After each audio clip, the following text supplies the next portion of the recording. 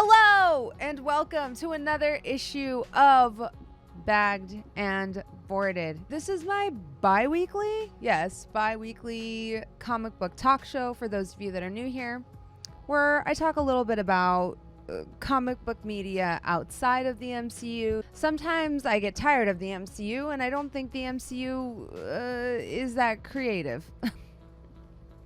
I like how I started on my stream roasting the MCU. Sometimes I get tired of talking about it, and so this is the show where my love for comics is renewed by talking about things outside of Disney. All right, the first segment is my backlog attack log. Like most nerds, I have a backlog of stuff that I need to read, but that I have not read yet. Some of them are several months old. Everyone has a Steam library full of games they have yet to touch, and everyone has a bookshelf full of books they have not read. Everyone has a Warhammer shelf full of Warhammer minis they have not Warhammered with. And for me, it is comic books. So first up is a fun little comic called Kang the Conqueror. I don't know which side I want to put this on. We'll put it on this side. Kang the Conqueror. I actually really like this. This is the second printing, which is going to bother me forever in a day that it's the second printing. This dives into how much Kang hates himself. And it's essentially one version of Kang going back in time to raise the child version of himself, or going to another reality, I guess I should say. Well, Kang also moves back and forwards through time, but you get what I'm saying. Grooming himself from being a child to being essentially Rama Tut. But the child version of Kang hates the adult version a lot, which kind of gets into why Kang is so dangerous. Kang is Kang's own worst enemy. And if you want to know why it's really great that he's going to be kind of the next big bad in the MCU, that's why. If you were paying attention in Loki, this is actually a part of it. If you fell asleep, maybe you missed it. But Kang actually says that the reason that he needs to trim all of the other multiversal timelines is because there are versions of himself that will take everything over, and that he is the good one. Kind of funny when you stop and think about it. But in this one, we have a Kang that takes a child, essentially, leaves him in a reality that's just like prehistoric. There's just dinosaurs and cavemen there. Tribal people, I guess you could say. Leaves him there to fend for himself and is kind of like trying to harden him into this like amazing killer, or whatever you want to call it, this like survivalist. It doesn't work. Well, I guess you could say it does work, because the comic essentially ends with Kid Kang defeating older Kang and exacting his revenge for, how much this person essentially ruined his childhood. I like it. I think if you're interested in why Kang is going to be a compelling villain as a follow-up to Thanos, I highly recommend checking this comic book out. I think one of the things I really hated about this last MCU phase was how there wasn't really a coherent villain throughout, and there wasn't really a narrative. Like if you're setting everything in the same universe, it puts a lot of limiters on what you can do with a character, right? Like if what you're writing has to be in canon with like a bunch of other movies, that limits what you can do creatively and what timeline you can set it in, because you have to honor everything else in the canon. Now, ostensibly, the payoff for that is that you have this wonderful interweaving story between a multitude of films that all build off each other for this like huge emotional payoff, like we did with Endgame. With this last phase, that just didn't happen. I understand they're building towards something, but I think in their hurry to introduce all of these new characters, what we ended up with was a bunch of shallow media that never really wanted to commit or invest in anything, and I didn't like it. I really didn't like this phase. You already know my thoughts on Miss Marvel. I thought it was very meh. I thought a lot of the shows and stuff this phase was very meh. But I'm excited for the next one simply because Kang is actually really cool. And the more I learn about Kang and Rama-Tut, the more I hope they do it justice in the upcoming movies. Up next in my backlog is actually a spin-off comic. This is a spin-off from a comic I actually really like. The comic is by, I think it's Boom Studios, and it's called Something is Killing the Children. This is a spin-off of that called House of Slaughter. I didn't think originally that I was going to be too into it. This is issue 6 that I'm on, and I actually liked it quite a bit. As they've uncovered, or I guess unearthed, more lore of this world, I find myself more and more sort of like drawn into it. It kind of is taken on this like almost X-Men type of vibe. X-Files. I still like Something is Killing the Children more. I feel like House of Slaughter tries very hard to be very edgy, but I think the reason I'm very partial to this comic in particular is that they've started diving into like how monsters are made, and it's kind of similar to Warhammer 40k lore, which I really like. And that, like how chaos demons are created, this is kind of the same thing. Essentially, a body washes up on the shores of a boys' camp, and the body's eyes are missing. And this can sometimes happen because fish eat the eyes. It could really be anything. But the boys start telling rumors, and a number of random happenings kind of happen, just pure coincidence. A kid at the archery range gets in an accident, loses an eye. You know, another kid gets pink eye.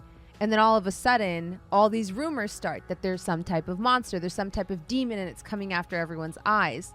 And essentially, this agent gets dispatched to look into it and make sure that a monster doesn't form, because that's how monsters start, essentially, is when people start to believe in things, when kids start to believe in things that are not real, they kind of give it form.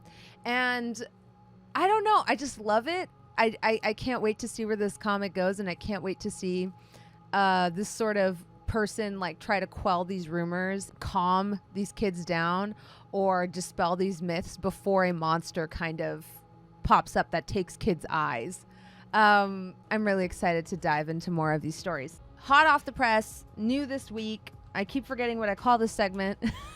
We have Moon Knight, Black, White, and Blood. This guy right here. This comic took time to grow on me. So first of all, I actually really think Moon Knight, Black, White, and Blood is really great in the sense that you can pick up any one of these and read them.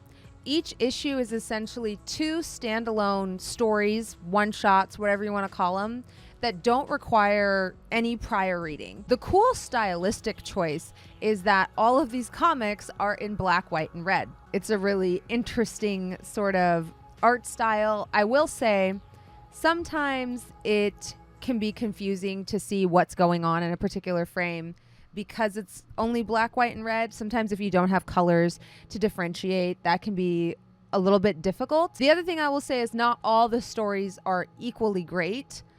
Because they are a bunch of different styles of stories for a bunch of different readers. I will say there is one story in here that I really, really, really love, and it's Peter Parker begging Moon Knight for something, and he says, I'll help you if you please let me borrow it, please let me borrow it.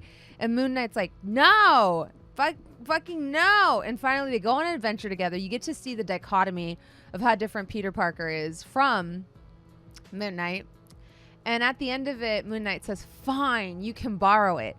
And he lets Peter borrow Mr. Knight's suit. the white on white suit. That's what he's begging for in the entire comic. It was the most adorable shit I've ever read. Because I was like, what is he begging for? Is he begging for like the cape? And at the end, it's this big reveal of Peter Parker in Mr. Knight's completely white suit that he wants to borrow for an event. And apparently it's pretty common for superheroes to beg Moon Knight for the Mr. Knight suit, sorry. because it's so stunning. But it was really cute seeing Peter follow Moon Knight around and help him on his journeys. The white suit is pretty drippy, so I completely understand it. Now, on the last issue of Bagged and Boarded, I talked about this comic. I said it had the most realistic couple fight I had ever seen. I then went on to kind of talk about how the jury was still out. Like, I wasn't really sure if I liked it or not, and I would have to wait until issue 2. The Closet issue 2 dropped, and I love it. I love it. I love this comic. I really, really, really like it. I think what I like about it is how unsettling it is. It has the terror of some kind of being that lives in this child's closet, right? Like that is a cosmic terror of its own. But then it also has like real life terror. And it's kind of stunning in like how basically to add on to the story, you have this guy that's, I think we talked about it last week. He's supposed to be helping his wife move, and she sends him to the store to get box tape, and he doesn't get the right kind of tape. And then he also stops at the bar on the way home and like sits there and has 3 pints and gets drunk while his wife is like moving on her own. Now him and the son are on a road trip, okay, and they're driving to their new home. All right. And like while they're driving, they stop off at one of his friends to spend the night there before continuing their cross-country move. And it's just the dad and the kid. When he stops off at his old friend's house, his friend like gives him a reality check. He's just like, why isn't your wife with you? And he's like, well, my wife had a conference, so she wanted to like fly over there, and I wanted to do the road trip, and so I just took the kid and did the road trip. And he's like, I feel like you should be there for your wife, you know? And he's like, oh, well, you know, shit's just like, it's whatever between me and my wife right now, you know, the distance will do us good. And there is a huge lore drop, and that's I think my favorite thing about this comic. It tells you more and more about the people in it in every issue, but it doesn't overload you with the backstory. Every single time I learn more about this person, I dislike him more and more and more and more. His friend reveals that he cheated on his wife, and she forgave him, and that's why she gets so upset when she finds a box of this other bitch's shit in her house, because she's like, I thought you got rid of this stuff and you didn't fucking get rid of it. Friend is like, he's just like, he says this, he's like, you know what, I think you wanted your wife to leave you, because then it would have given you a reason to blame her, and you could be a lazy piece of shit like you've always been. But instead she forgave you, and now you're being like, now you're in a position where you're forced to work on your marriage and you don't want to. And that's why you keep running away from her. He's like, you need to be a better husband, and you need to be there for your kid. And he's like, well, my kid is like afraid of a monster in the closet, you know, and the monster's not there. And like, who has the time to deal with that shit? And he's like, your kid's fucking like 7 years old. Of course he's afraid of a monster in the closet. Grow the fuck up, man. Like, you're pathetic. And it was the most satisfying thing ever to see this bearded man be like, why can't you take care of your child? And like, why can't you get your shit together and fix your marriage? Basically, the story is 2 parts, right? Like, you're seeing the perspective of this like piece of shit dad, essentially. And then, which is its own horror. But then you're seeing this like other weird thing, which is like this weird eldritch entity that crawls out of this kid's closet and terrorizes him every night. I'm just gonna say this, I have no idea where it's going, and I love that, by the way. I absolutely love that as a story. I really like it. I highly recommend it. I've always loved a lot of the Image comic books, but I feel like lately I haven't found one that I was like the biggest fan of. I feel like the last one I was super into was 7 to Eternity. So I've been really pleased with The Closet because it's just my kind of book. Let me know and I can give you a weekly recap of it if you don't have the money to buy it yourself. I read the new Black Adam. Well, I should say White Adam. He's White Adam now. This comic is just crunchy. There's just a lot of lore and exposition dump. It just kind of throws you in the middle of everything, and it's like, Black Adam is dead. This person is chosen by the next delegate as the new one, and but he's a better version of the old one, and he's White Adam, and he's a medical intern, and he's a med student. I think this is one where I have to like check in with the Black community, because I will say it's not written as cringy as that Miles Morales Thor mashup, but they try very, very hard to make him sound hip, and in places for me that didn't land. But I don't know if I am reading too far into it. Like, but there's places like when he's like, I W White Adam, he's like, why I gotta be white? And I was like, if this was Deadpool, I could maybe understand, but the comic wants you to like take it seriously, so it's like, it's just weird to me, where I'm like, are they trying to joke about it? Like, it was so, I don't know. I really don't know what's going on. The comic is still called Black Adam. It has beautiful art. The writing is just kind of all over the place for me. I don't know. I was having a hard time getting into it. I will also say this. If you are not up to date on your Shazam Black Adam lore, this book is like just about impossible to read. It's not a beginner friendly comic. And that's kind of my pet peeve when you have like, when this is like, you know, when you read 1 and 2 of a 12 series limited run, I feel like it should be beginner friendly, because that's the perfect place to point a beginner, right? Is to say, oh, well, you know, there's a new Black Adam movie coming out. There's actually a 12 issue run that you can read that kind of tells you what you need to know about Black Adam. This is not that book. Even as someone who knows a bit about Shazam and Black Adam, it's a bit much to jump into if you're brand new to that world. A comic I really liked is I don't know, did I talk about this last week? I love this run of Alien. The current run of Alien is giving me my entire fucking life. I don't know if I'm biased. I don't know what's going on. This entire run is giving me my entire life. I've always loved Alien comics, but this one is extra special. If you ever see me like doing this, it's because I put notes on every single one of the comics, and then I put them on the run of show. So I remember what my talking points are. This has everything, and it really is a story about capitalism run rampant, which is always what, when you think about it, it's always what Alien was about. You know, Alien is about corporations valuing money and potentials to make money. This book really does dive into the different faces rampant capitalism can take. And before anyone says, oh, well, I don't want politics in my comics, Alien has always been political.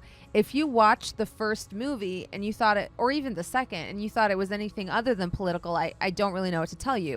You know, I will never forget that monitor showing the words crew expendable, you know, right there on the monitor. Like, they do not care how many people die, as long as they get that xenomorph specimen that they want so they can sell it for what they want. This Alien run dives into that. It dives into the different faces that can take, and the different ways like nothing is pure anymore. So part of this comic takes place on like this planet that basically has these like Quaker people, for lack of a better word. They're seeking out traditionalism, if that makes sense, and they're living on this planet, and a ship carrying a xenomorph specimen crash lands on the planet. Wayland Yutani essentially made this religion up. It's heavily implied. They made it up and manipulated people into following it so that they would go to this planet and, you know, basically set it up for them. And now they're going to wipe it out with xenomorphs so that they can get rid of them. It's so good. It's actually so good. That's what makes Alien and this entire franchise so good. It's like everything is your enemy. Like, these corporations are your enemy. You can't even trust these droids. You can't even trust other people you're serving with. Like, it's not just the cold, unfeeling vacuum of space that is scary, because that's its own type of scary. But I think what I love about Alien is it hits on like so many different kinds of horror. It hits on body horror. It hits on like societal horror. It hits on existential horror. Like, there's so many different kinds of like nightmares that you have to deal with in an Alien universe. In the annual, there is a ship, a Weyland-Yutani holding, that has been taken over, basically commandeered by a worker uprising. And there's like this comic opens with a board meeting where they're like, okay, what do we do here? And one of the people in the boardroom is like, well, you know, this is a perfect opportunity for us to test the alien specimen we just acquired. Like, we should just implant it on the ship and it will take care of everything. And then we got a 2-for-1, bros. We get to test out our alien specimen, see what our investment can do. And then we also deal with the labor uprising. So really for us, this is like a 2-for-1. And this brilliant CEO, we'll call him the Bronze board member, right? The Bronze board member is like, oh, well, okay. So what we'll do is we'll send a droid, you know, we'll send a synth, and he'll like oversee the operation because he's a synth. And they're like, we can't do that anymore because this new stupid fucking protocol that says synths can't hurt people. So like, we're not going to be able to do that. And he's like, well, actually, what if we had a synth from before the protocol went in? What if we took one of these and we put it in the shell of a combat synth so that no one knows that it's actually really intelligent and can hack things? We just send it with all these Marines into space with a xenomorph egg. And, you know, the situation will really just, you know, it's just gonna sort itself out. I don't know if this sort of setup reenactment of it has sold you on it. I mean, how much does a nuke cost, Michael? $10? just drop a nuke if it doesn't work, but I think it's gonna work. And then we make $100 billion. And everyone's like, she's so smart. And that's the comic. I love it.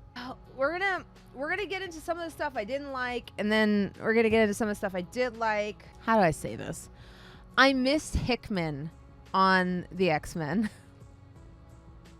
They're trying to push the Eternals really hard in Marvel Comics right now. For people that aren't aware, right now they're really pushing Eternals in the comics. I don't know what their agenda for that could be, other than wanting them to be more popular if there's an Eternals 2. I think we're going to have an Eternals 2. I think they want the Eternals to be a big part of somewhere, because they are so big in the comic books right now, and they're not really great. This book, this is the new big event, which is Judgment Day. Ba ba ba. Wah wah wah wah wah. And it's the Avengers, the X-Men, and the Eternals crossover, whatever you want to call it. Okay, for those of you that don't know, the mutants are basically immortal now. Anytime they're killed, they have a way to bring every mutant back from the death. Like, using this ring of 5, I think it is, like they have their own sovereign nation. They have their own governance. Like, mutants exist, they're happy, and they can, using these 5 mutants that they have, they can essentially bring back any mutant if that mutant dies, as long as this ring of 5 is maintained. Now, where it gets crazy is, what's his name? Druig is in charge of the Eternals right now.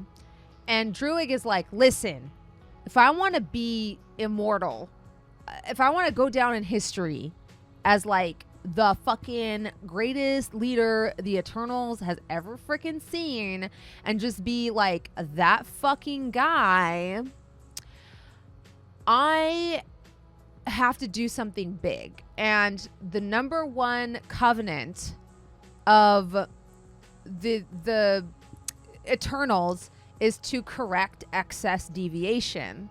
Okay. Like, that's what we do. So turns out, and this is the part that's crazy, turns out that Druig figures out that mutants are a result of deviation in the genetic pool. So technically, mutants are deviants. And he figures out that if mutants have figured out a way to become immortal, this can count as excess deviation.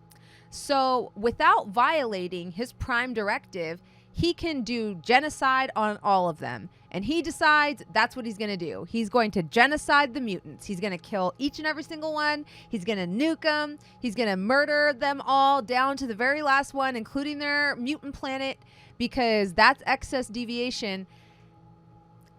And yeah, so they according to this, the mutants are deviants, and he's going to kill them all. The other thing that's like weird, because someone mentioned, well, aren't the Eternals immortal? Yes. So there is also a schism, or I guess you could say a rift within the Eternals, because the Eternals find out that every single time they are destroyed and come back to life, a human life is extinguished.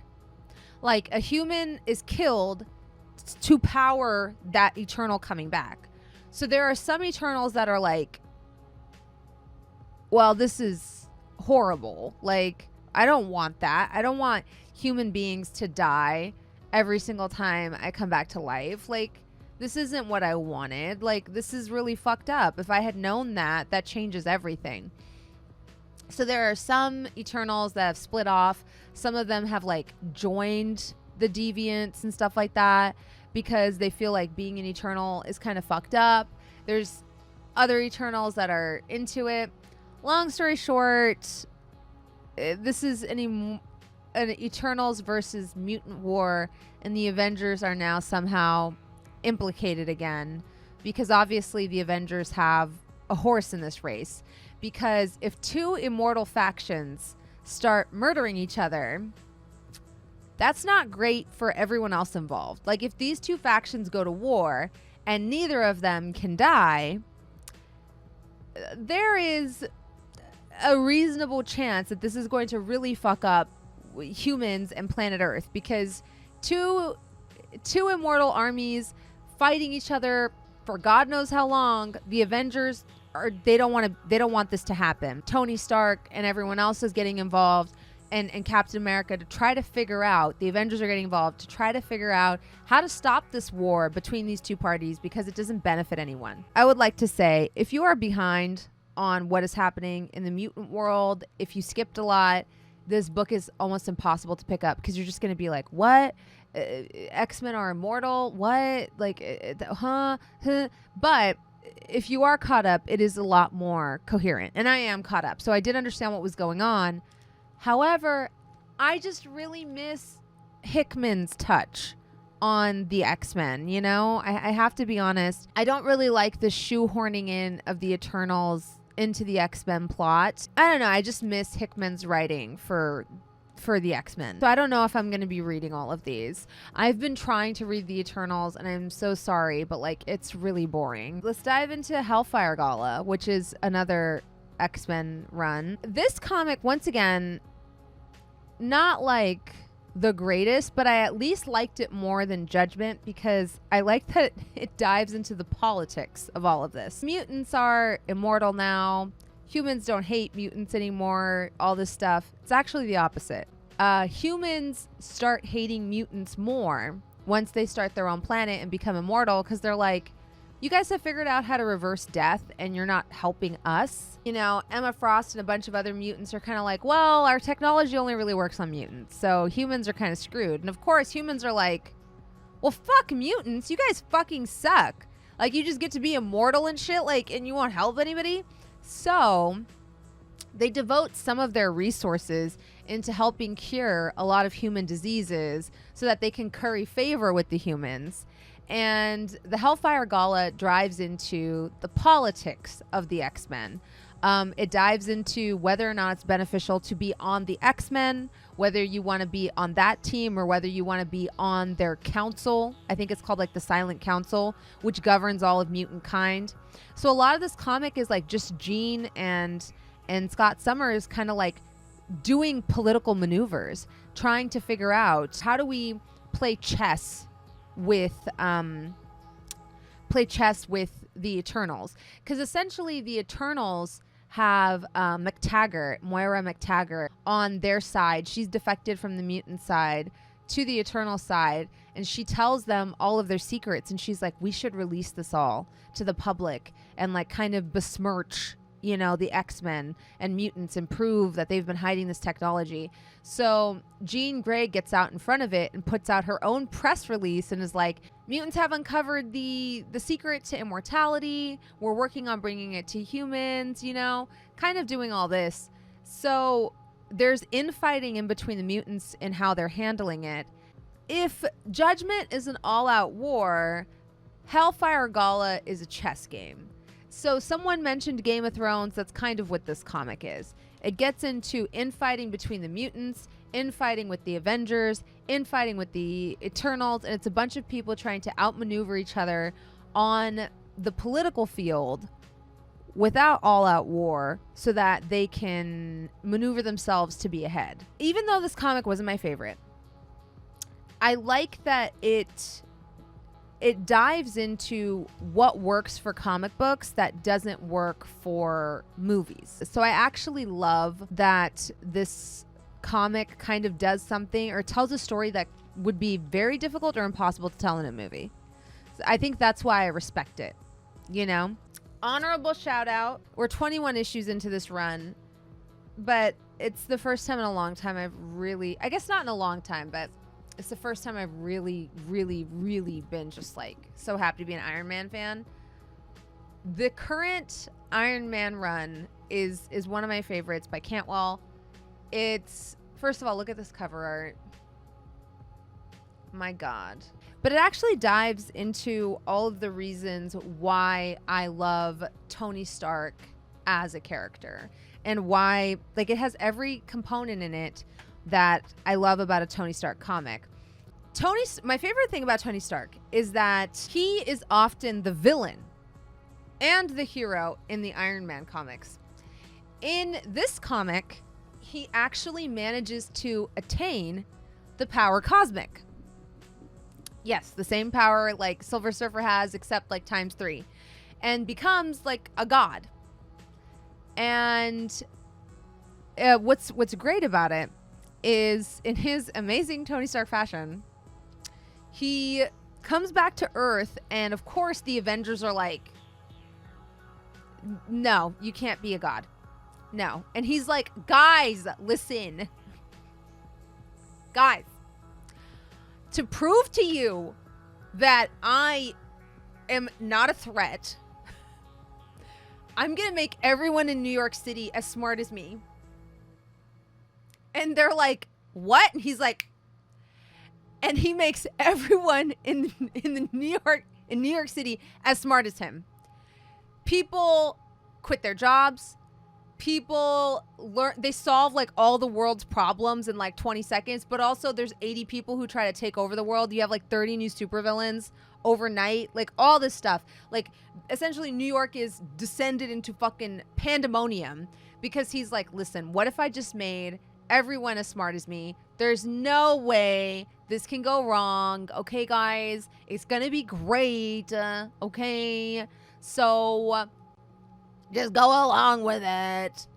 And Patsy, that's Hellcat is like, has like a secret meeting of a lot of Tony's friends, including like Frogman and stuff. And she's like, guys, listen, we need help. We need somebody to deal with the Tony Stark problem. And I have found the perfect person to do it.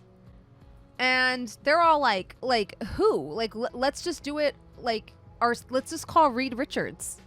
And she's like, we can't. And he's like, why? And she's like, because Reed Richards also has Tony Stark's intelligence. So Tony Stark is going to perceive us coming if we use Tony Stark solutions. Like, we need someone who's not infected with Tony Stark intelligence, because if we hit Tony with the Tony plan, Tony's going to know how to counter that. So we need someone that does not think like Tony. And they're like, who? And she's like, this guy. And it's Dr. Doom.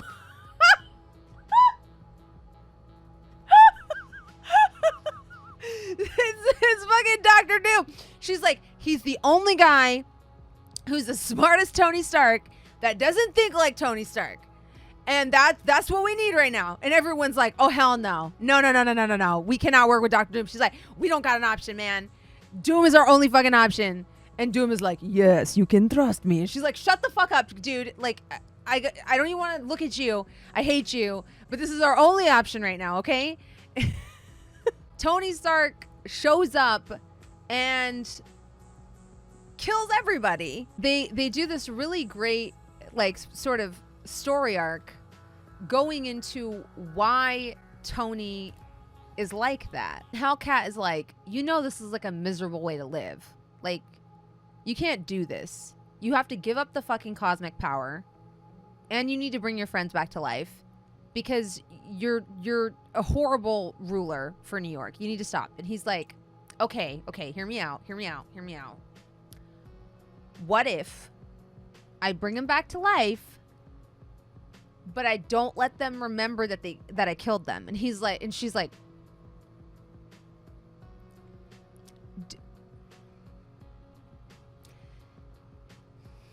do you not think that that's fucked up? And he's like, I'm just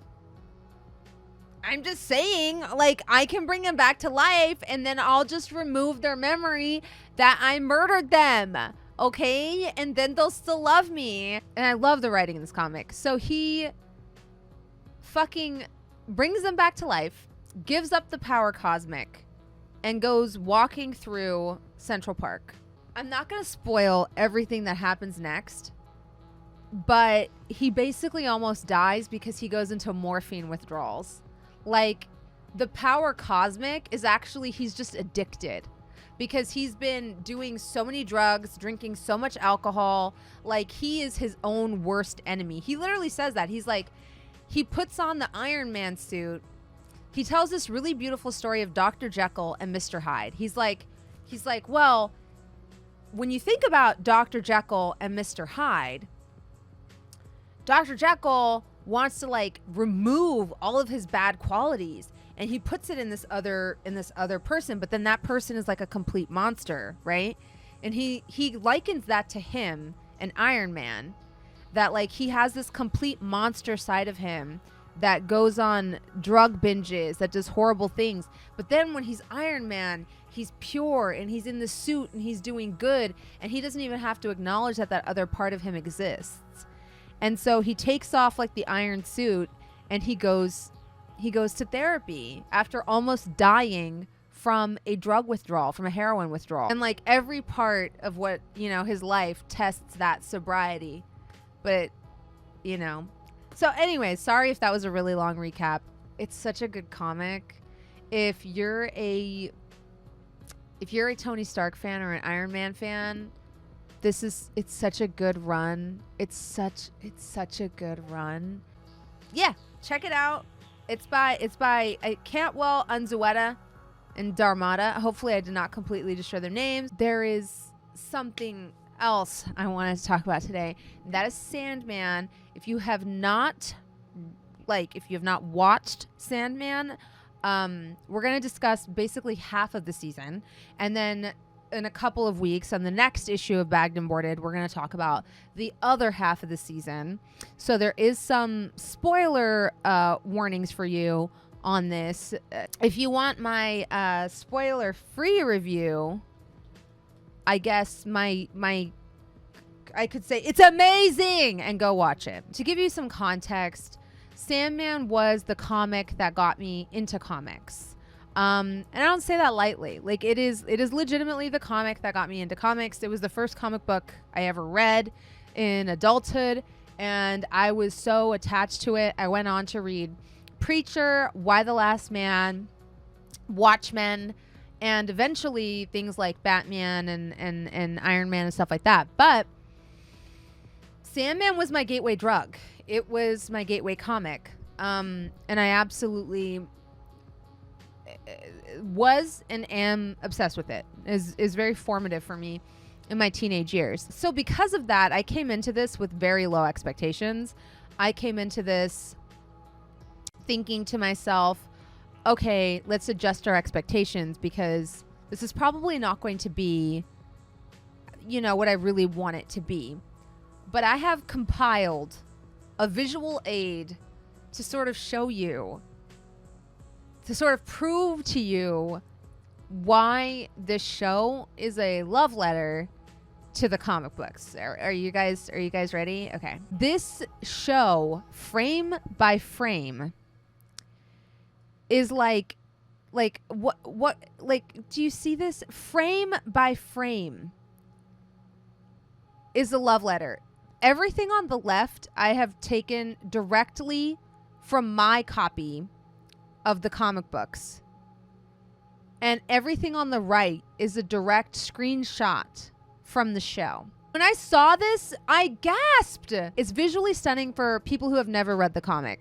But for people who have, that is like, it tugs at your heartstrings in a way I cannot fathom. The screenshots I'm going to show are only from, I believe, the first 2 or 3 episodes. So if you haven't watched up until 5, that's okay. I love that they didn't try to make it super modern. I love that they really tried to keep it what it's kind of supposed to be. Are you fucking kidding me? I think this was what my greatest, wildest dream was that we would have something that was different from the comics, because obviously some changes have been made, and I can get into those if you're interested, but still gets all of the right things right. I don't think for a minute that any of us are sitting here saying every single show, every single movie needs to be an exact copy of the comic book it came from. I don't actually believe that at all. I think some changes, some edits need to happen in order, because like print does not always directly translate into a great show or movie. I think there are certain things that you need to get right. And I believe that the people that have made this show understand that. They understand what it is about the comic that does need to be done the same and what needs to be changed. Something I find very interesting is that for Sandman, each episode is a one-to-one for the comic. Like, same title. Each episode is named after the comic it's after. Same amount of content. And the pacing has actually, in my opinion, been perfect because of that. So this is going to need about 5 seasons to wrap. Honestly, I'm here for it, because I think the pacing of the show is perfect. Now, obviously, I'm a huge fan, but I think the best thing about Sandman is that Sandman does not speak down to its audience. It's not like, oh, you're new here, so we're not going to be too weird. it completely embraces the weird, the whimsy, the complete sort of magicalness and almost childlike fantasy of Neil Gaiman's world. It doesn't really sit here and say, well, how do we make this so that your Uncle Joe will watch it and understand it? I think it's like, yo, Uncle Joe, smoke a bowl, have a drink, do what you need to do. This is our show and we're diving into it, you know? And I think if the people that need to be on board are on board, and the people that, you know, aren't going to like it, aren't going to like it. But I do think it's very approachable. I'm watching it with someone who has never really read Sandman. They understand everything and they love it. And I think that this is what happens when you don't try to appeal to the mass audience.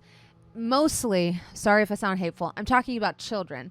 I think this is the problem with having huge budget movies like the ones that Marvel puts out, is they can't afford to not hit everybody. They water everything down because they need the people that go watch summer blockbusters. They need kids.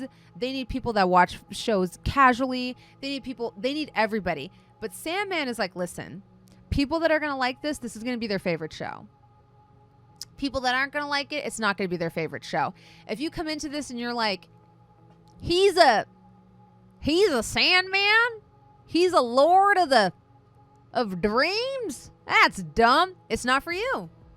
It's not for you. What I'm saying is, they don't try to tone down on shit like this, like a naked man flying into a vortex, because if you're the type of person that's like, why is this naked skinny fella on the screen? It's just not for you. There we go. I was able to flip to my comic and find the exact spot that this was at, because it does such a good job of, like I said, paying a visual homage to these pages from the comic book. And I think it really works. I loved it. I loved the scene. I will say this for a moment. Morpheus being imprisoned in the comic book, I was like, okay, whatever. He's imprisoned. Like, I'm not gonna lie, it was whatever. Seeing that poor man in a glass bubble, and this is what I mean when I talk about the stuff they added. So for those of you that don't know, the Raven motif does not exist in the comic book. Here's why I think it's brilliant. A lot of Morpheus's commentary is inner commentary. By giving him the Patton Oswalt Raven, what they've essentially done is created a character that Morpheus can talk to so that he can talk to the audience. We always know what Morpheus is thinking because they've created this brilliant little character for him to talk to. That scene where the Raven flies in and taps on the glass and gets shot. I don't know about you guys. I cried. I was like, they have made this, which was only a few pages in the comic book, they have made this the most heartbreaking thing I've ever seen. Like, I could not handle how sad that was. Like, and because I had seen that scene in the book, I wasn't expecting it. And seeing Jessamine get shot and killed, in that moment, I felt Morpheus's rage. The way they treated his capture in this show was almost, like I said, more tragic than what it was in the comic book. They hit all of the emotional punches they need to hit. And the places where they change things, to me, it makes sense. Another change they made is that in the comic, when Morpheus escapes his prison, he obviously is greatly weakened. And he has to reabsorb something that he's created. In the comic, these are, I believe, letters that he has his signature on that he has given to Cain and Abel. And that is what he absorbs. In the show, he absorbs Gregory, the gargoyle. And that was the saddest shit. That was the most heartbreaking shit I had ever fucking seen. And I was like, how is this even more emotional than it was in the comic? Like Gregory has to give up his life so that Dream can get a modicum of his power back. And from that moment, I will say this. From that moment, what I love that those changes have done is, I don't know about y'all, it puts you on Morpheus's side in a way that is relatable. Like in the comic, he's almost unrelatable. He's like he's better than everyone. You know, he's endless. He's the Lord of Dreams. But watching this show, you're like, motherfuckers are gonna pay. You know what I mean? And you're like, you shot Jessamine. You got Gregory killed. Y'all gonna pay. Y'all going down. Fuck you. Fuck humans. Fuck people. People are the fucking worst. They're pieces of shit.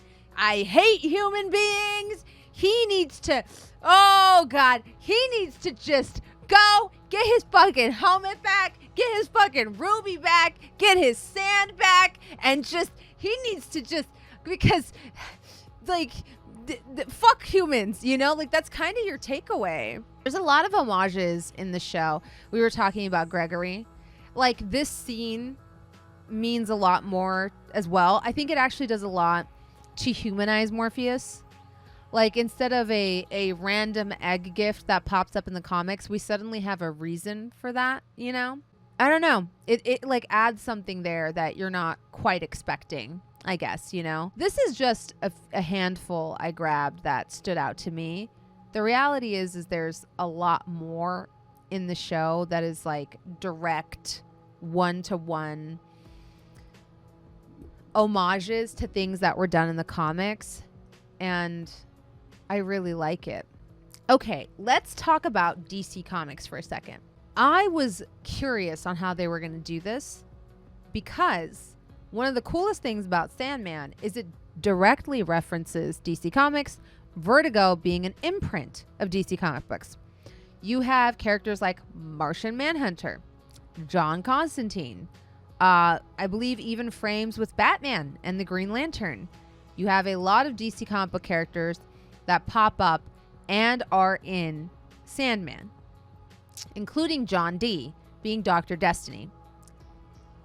I was very curious how they were going to handle that. And I actually think they came up with a very elegant solution. Obviously, Joanna Constantine is I don't know how to describe this. To me, it's like almost somewhat implied that she might be a cousin of John Constantine. I do not know if the people that made this show have the rights to Constantine. I know Constantine had its own show for a while. I don't know. It would have been great to have seen Constantine in here, but I'm not surprised that he wasn't, because, you know, I don't know how to describe it, but like, you know, they have to be kind of careful with what they do, because like obviously they don't have the rights to show Batman. There's no way they have the rights to show Batman. Okay, now I'm going to say something controversial I didn't like about the show. In the comic books, Constantine's ex-girlfriend has a drug problem. That is the reason why. That's why she steals a lot of Constantine stuff and sells it, is because she's looking for drugs. And it's implied that that's why she's trying to get that dream sand open. And when they find her, she has been subsisting off of this dream stuff for so long that it's like the only thing keeping her alive. And she's basically wasted away. In the show,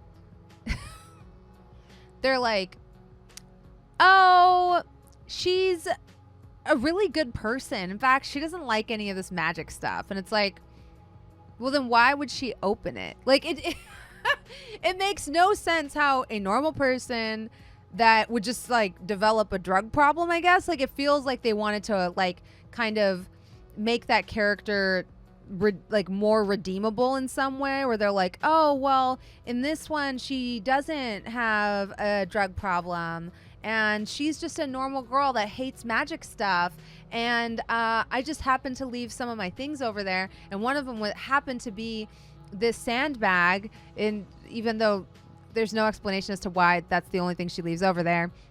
So that part, I will say, was definitely underwhelming, because in the comic, I feel like that issue serves as a warning of what lies ahead in some ways. It's like, hey, just so you know, this comic is a little bit horrifying, you know? Instead, in this one, it's kind of like, I don't know, taking that out of it felt very weird and shitty to me. It doesn't help that this actress was in Doctor Who, and I'm going to just be honest, I didn't like her in Doctor Who either. I kind of feel like she always just kind of acts the same. Like, her range is very small, and it's just like quirky, like kind of plucky white girl. It's very generic. I felt like she was kind of playing the same character she plays in Doctor Who in this show, and it was hard for me to separate that. The other part that I didn't really get is, did you guys see how shitty her house was? Like, her house is like super shitty. She's like, says she can never sleep and all this stuff, but then she's so put together. And for me, that was discordant. I don't know why shows are afraid to show normal human women. Am I the only one that feels that way? Like, why can't we have a Joanna Constantine with dark circles and wrinkled clothes? Like, she dresses like a fucking model off of a Prada runway, but then she's living in a shithole apartment and she says she can never sleep. Why can't we show women with messy hair and wrinkled clothes and they're like, I don't know, I'll fucking help you, I guess. You know, I work alone. Why can't we see that? I could understand if she was playing a different character than John Constantine. So before you crawl up my ass and you're like, but Bronze, it's not John. Listen, if they had written her that way, I would understand. But explain this to me. They wrote her like John Constantine.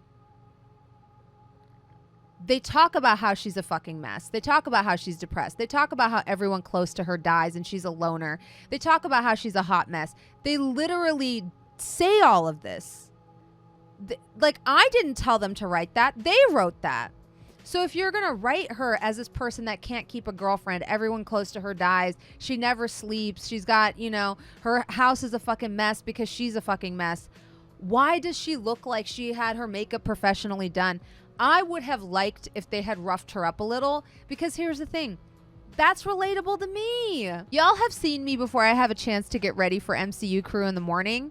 Y'all have seen the difference between makeup Bronze and no makeup Bronze. Why is that so horrible? Why is me with no makeup and dark circles and hair pulled up in a messy ponytail? Why is that so fucking horrible to see on screen? If she's supposed to be this, you know, irresponsible alcoholic, dress her like that. Make her that character, and I'll believe it. I will say this, though. Sad boy hours are back. Morpheus is so hot. I'm so sorry. His intensity is like sad. It's sad boy hours. I'm back on my goth shit. I'm back on my emo shit. I'm back on my goth shit. Black eyeliner is back. Black hair is back. Leather coats are back. I love the 90s goth vibes. They're so good. Call me Goth Brooks. How are you so sad and so skinny? I love you. I love you. Look at you. You're such a sad boy. I love you. Literally, that second episode is the only episode that, to me, wasn't as good as the rest. Which isn't saying much. You know? They also made some changes to the Lucifer episode, but I didn't hate them. And I will actually say, I love Gwendolyn Christie, hopefully I didn't butcher her name, as Lucifer. I really feel like she killed it.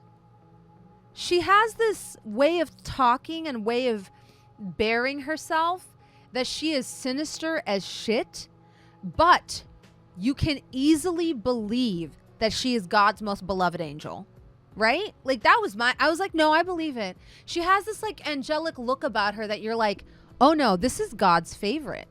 Like she is ethereal. She obviously is God's goddamn fucking favorite. But then there's this undercurrent of like, oh, Morpheus, you know he simply could not let you go. And you're just like, damn, okay, I'm here for it. There's a bit of pain and tragedy portrayed with this Lucifer, especially at the mention of like, well, what power does hell have if you can't dream of heaven? There is this moment of like real pain and longing portrayed. That is a perfect seed to what's going to happen in the future. For those of you that haven't read the comics, all I will say is that hell and Lucifer's actions will have a major impact on Morpheus. That's all I'm going to say. There's going to be, this is going to come back around. This character is going to come back around, and hell's going to come back around. Showing that longing, showing that pain, I do think Gwendolyn did a great job with that. Also, she's such an imposing figure. Like, she's just so...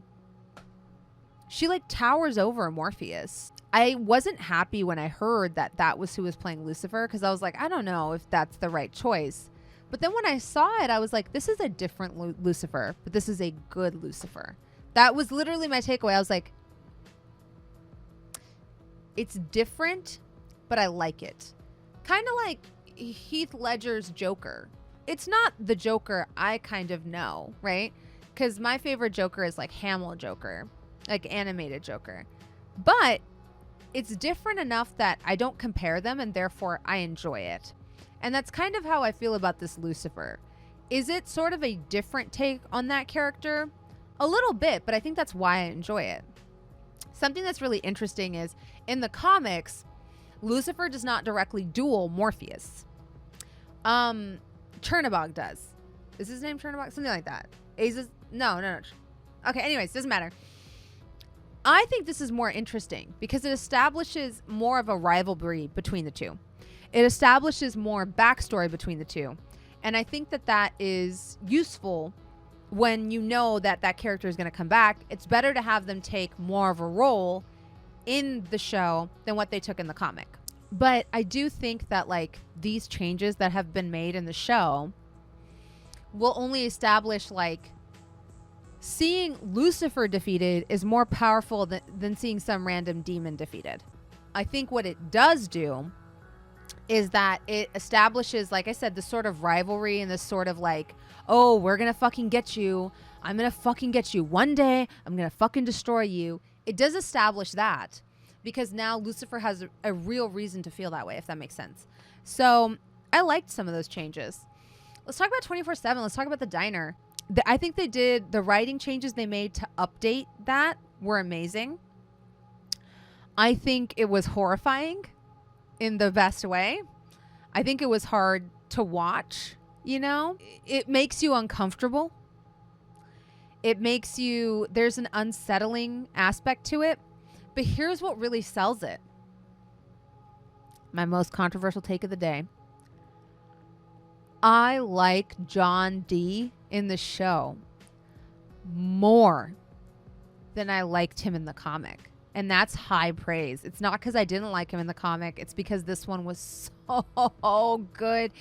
The actor was so good. The writing was so good. This is someone who's been lied to his entire life. And because of that, he has developed this weird obsession with lying. And so his motivations are so pure, but fucked up, if you think about it, right? Sometimes we lie for good reasons. Sometimes you lie to yourself because that's what motivates you to keep going every day. Sometimes you lie to someone else because you don't want to hurt their feelings.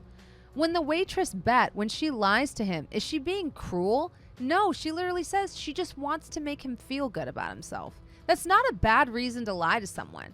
To go up to someone and say, oh, hey, handsome, what can I get you today? Maybe that makes the other person smile and be like, she called me handsome. I'll have coffee. What's wrong with that? But sometimes, you know, honesty, even with yourself, can be too much. I'm not saying you should always lie and delude yourself, but sometimes that's what keeps you going. I don't know about y'all. I've worked the dead end job or two.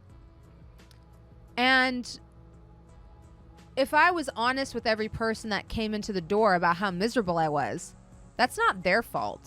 Do you know what I mean? If someone's just coming in like, hi, I'd like to buy a pack of magic, they don't deserve for me to be like, whatever, I hate this job. What? I hate this job. I hate being here. I don't want to be here. I'm burnt out. I'm tired, and I don't make any fucking money. But here's your fucking pack of magic. You know, it's not their fault that I'm unhappy with my job. It's not their fault I'm unhappy with my pay. It's probably my boss's fault. So, like, I think sometimes lying and being like, oh, hi, how are you doing today? I'm doing good. I don't think that's nefarious. But I understand John Dee's motivation and why he thinks it's nefarious. Because his mother has lied to him his entire life. His entire life is built on a throne of lies, and he cannot reconcile that. He has almost a childlike assessment of what is right and wrong. And he has decided lying is bad, a truthful world is better, and dreams are just lies we tell ourselves. And that makes the diner scene even better. I will say this, though. The diner scene is so uncomfortable. And I think that's good. Like, I literally was like, there's so, like, are we done? Are we done yet? Like, I kept being like, oh God, they still have to hurt themselves. Oh fuck. We've only gotten, right now they're fucking. Like, we still have to get to the part where they start taking each other's eyes out. Like, oh my God. Like, knowing what was happening, or knowing what was going to happen, made it worse, because every minute is so uncomfortable to be in it, you know?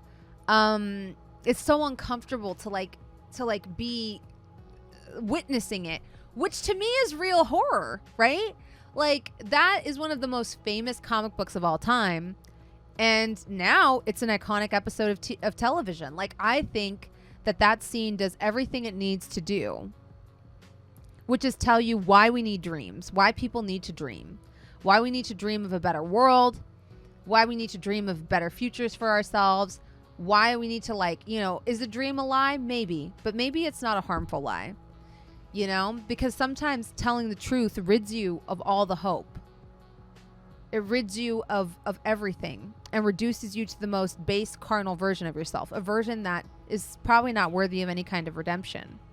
And that is why Sandman, for me, is utterly brilliant. I can't wait to watch the next half of the series. We're going to be discussing it in not next week, but the Friday after that. And I can't wait to talk more about this. Like I said, this is one of my favorite comic books of all time. And for them to do such a wonderful translation of that to live action is just like a dream come true. And to, like, be able to discuss these themes on the show is great, because before, when I did Bagged and Boarded and I talked about Sandman, the comic book, most of the people in the chat hadn't read it. So knowing that people are going out and watching the show, like, it's so great to finally be able to, like, talk about and share the story with people. And for it to be, like I said, such a faithful rendition just makes it even better, because now these wonderful themes in this book can be discussed in a way that, like, you know, that just, like, make more sense. Thank you so much for joining us for this issue of Bagged and Boarded. I appreciate you all for being here. Yeah, that's it.